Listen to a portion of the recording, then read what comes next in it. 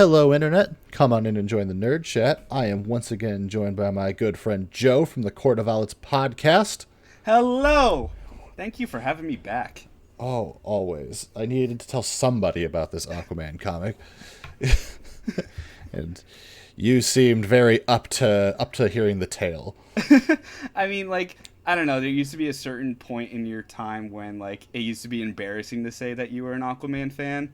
But I know, the New 52 changed that a little bit, and then it just kind of kept it up and going since Rebirth. But that's kind of really where I jumped on for him. It was the middle of Kelly Sue DeConnick's run. Yeah, Aquaman's been very cool, especially as of late. His movie, very fun to watch. Mm-hmm. And even, what got me on Aquaman was Batman the Brave and the Bold, the cartoon. I loved Aquaman in that series. Mm-hmm.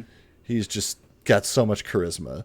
But I stumbled on this because so this is More Fun Comics number 73, which I covered 2-3 weeks ago because I got it for the origin of the first appearance of Green Arrow. Nice. And because of that, this is in the same issue, this Aquaman first appearance as well. So they both appeared for the first time together in More Fun Comics number 73. And so Aquaman is created by Mort Weisinger and Paul Norris. So those were on the screen in case I butchered their pronunciations. Mm-hmm. But this was also something that was fitting on the Green Arrow thing. While I'm on the subject, did you read Stargirl? No, I've had it on my desk for the past couple weeks now. I just have not gotten a chance to pick it up yet. So there's a neat little retcon in there, because Green Arrow is working with Emiko as the current Red Arrow, and he's trying to teach her something about keeping her bow straight, and she's like, "Oh, what do you even know? You're not even the original Green Arrow."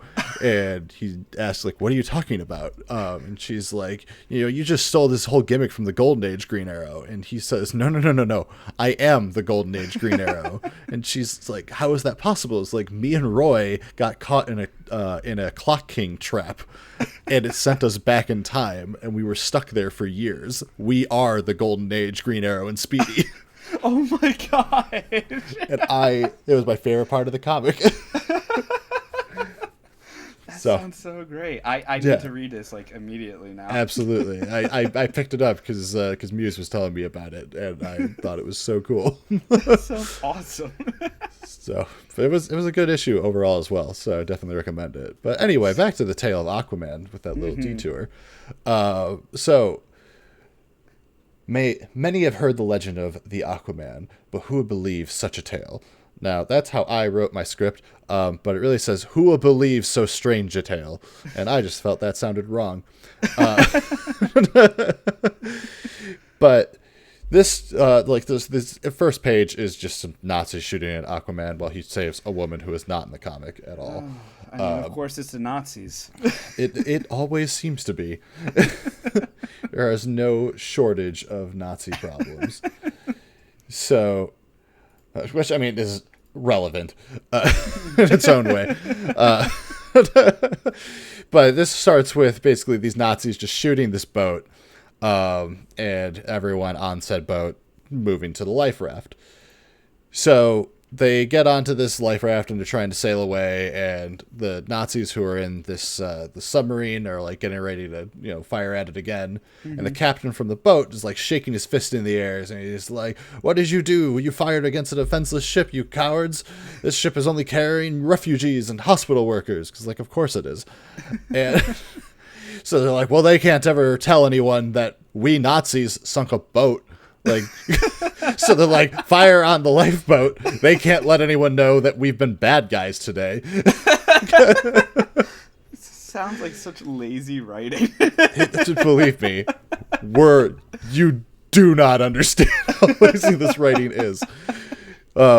So they try to fire at the lifeboat, and as the torpedo's going towards it, a hand reaches out from the sea, grabbing it and grabbing the boat and pulling them to safety. And everyone's like, "The hell was that?" And they see just some feet diving into the water, and they're like, "Man, how could he be out here?" So Aquaman swims towards the Nazis. He jumps up, he kicks one over and tells him to see the sea, my friend. And as for you, commander of killers, and he like rushes towards the the other dude trying to go into the hole in the submarine. Mm-hmm. They dive, and Aquaman jumps off. He calls some porpoises to go push the other people to land. He comes with, so I guess, I feel like he could have just pushed it at that point, but they want to show that he could call sea creatures. Of course. So the Nazis run away, and Aquaman's like, they won't get that far. The sea isn't that big, which it is, but apparently it isn't, because he does find them. So he's like, who are you? Sir, like, how can you do these incredible things? Swim through the sea and call animals and all of that. And Aquaman's just like, well, I see there's no harm in telling you my story, if you must know. So he just tells him his story. I got some time. He's just like, yeah, why not? You seem like a fine chap. Well, so what Aquaman says is that his story begins with his father, who was this incredible adventurer that you would know if you heard his name. He doesn't say his name, so maybe we wouldn't know it. So, but what he does, his father, in this very revealing bathing suit for a man who's doing some deep sea diving, he basically found this underwater city that he thinks may or may not be Atlantis. He doesn't know for sure, but he watertights one of these one of the palaces that are there, and he lives in it now. And he had a son somehow. Like, his wife wasn't there. He didn't bring his son underneath. We don't see any of that, but somehow he raised a boy who was completely human, and used these ancient texts and a million miracles, or 100 scientific secrets, as they put it. So that, along with the training, allowed Aquaman to learn how to breathe underwater. And I keep wanting to say Arthur. That is not his name. His name is Aquaman. His father named him Aquaman. Oh my gosh.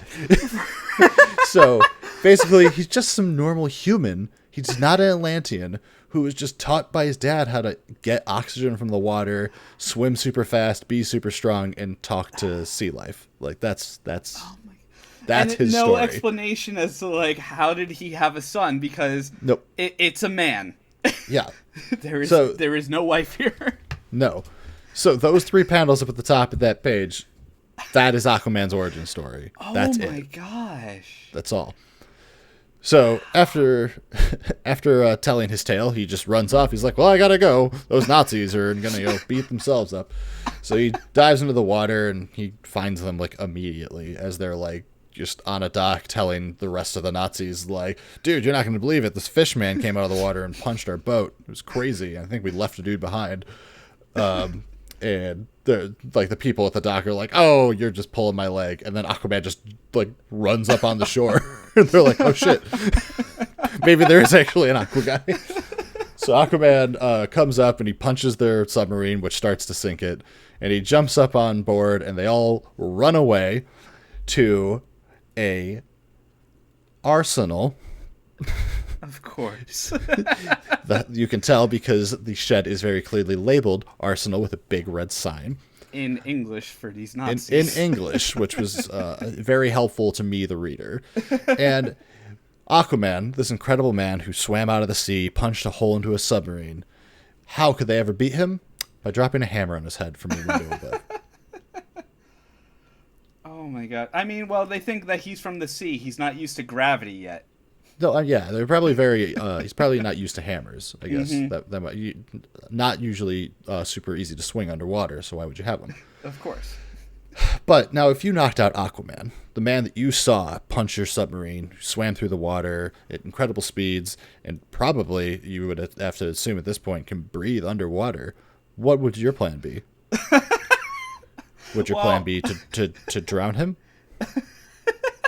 Because that's not what I would think of first, but then again, I'm not a Nazi. So they just tie some weights to him, and they throw him into the sea. I was going to say, unless they're thinking he's like a shark and has to keep moving in order to breathe, but I don't think that fact was known yet at this time period. Yeah, so basically what they had done was they hoped that they would just throw him down and he would just never come back. And admittedly, he does struggle to break out of his bonds, simply for the fact that the like crushing weight of like how deep he's gone into the ocean is keeping him from being able to move well enough to break through his bonds. So him, having lived underwater his whole life, recognizes these plants that he conveniently landed next to would attract some porpoises to come to his aid again. Huh. So he just rubs against them until they come up and they chew at his bonds, and he swims back up and runs up on the beach to these Nazis. That's his brilliant escape plan. And they're like, Jesus, Aquaman didn't drown in the water. What do we do now?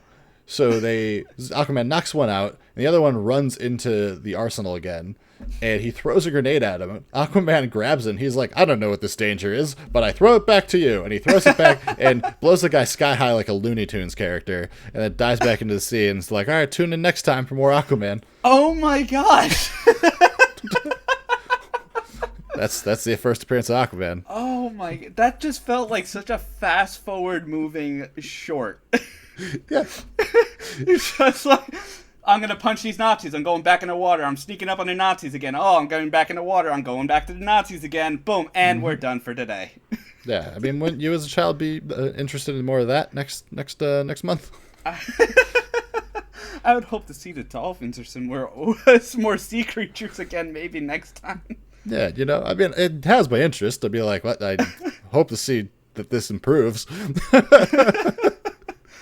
Yeah, that's the tale of Aquaman. I'm still just so impressed by his origin with his dad. It's like, oh yeah, no, it's just me and my boy living down here in the depths, and I taught him to breathe underwater and become super strong and talk to fish. Like, really a risk on his part because he didn't know how to do any of that. But he trusted that his son was figuring it out. He was the guinea pig, but apparently, I mean, he pulled his son out of thin air this time. I'm sure he can do it again if he messes up. Yeah, I mean, if you can reproduce asexually, I mean, I'm sure you can make another if the first one failed. That's why he was Aquaman. Next will be Aqua Boy, potentially an Aqua Woman, Aqua Girl, and then he runs out of that, and then he has to come up with something else. Probably something dumb like Tempest. You just cut it short. It's like, no, now you're the new Aquaman. So that was amazing. Yeah, that I was genuinely happy that I read it, because boy was I excited to make this video on. Oh my gosh! I mean, like, I had to look up Mira's origin for an episode of our podcast, and like even that was enough to blow me away. The fact that like she was from a different dimension. Oh yeah, the different dimension thing, you know. But I did not know this about Arthur. Well, who's Arthur? That's Aquaman. Oh, I'm sorry. Aquaman. Sorry. He reminded me of somebody else I know. I don't know when he gets that origin. Probably not till a crisis or two later. Yeah, I would say at least the first crisis with the Infinite Earths back in the 80s. Maybe. We'll see. Maybe. I would really love to read more of this because this was a blast. That was hilarious. Yeah. So yeah, I'm hoping to buy more, or get into more of these Golden Age comics. There's only so many, more of these I can really do, like actually like first appearances of. But this comic also had a whole bunch of other ones like like Dr. Fate and the Spectre are in this as well. They all have a story in here. Oh, that's awesome. So. I've seen the Dr. Fate one before. I haven't seen the Spectre one. That's awesome. Did not know that there was so many just jam-packed in here. Yeah, there's so many. So it really is more fun comics. There's a whole bunch of them. That's amazing. Yeah. But all right. Well, thanks for joining me, Joe. If you want to plug your stuff real quick, you're welcome to do so. So, like Josh said in the beginning, I am part of the Court of Owlets podcast. It is a weekly podcast by 3 hosts reviewing and talking about the past, present, and future of comics. We are currently on a hiatus right now just because a lot of our co-hosts are doing a bunch of other things, and it's really hard to get to record, but you can still find all of our episodes everywhere that you listen to your podcast: Anchor, Apple, Google, Spotify.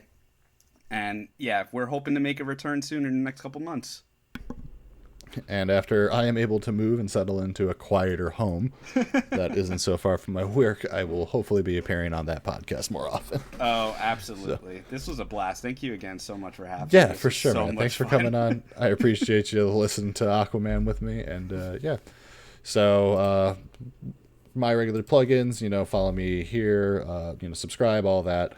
Follow me on Twitch. There's a link to my Discord below. You can talk to me directly and request certain stories. I think the next thing I'm going to be covering is, I was telling you about this comic, the Wrong Earth.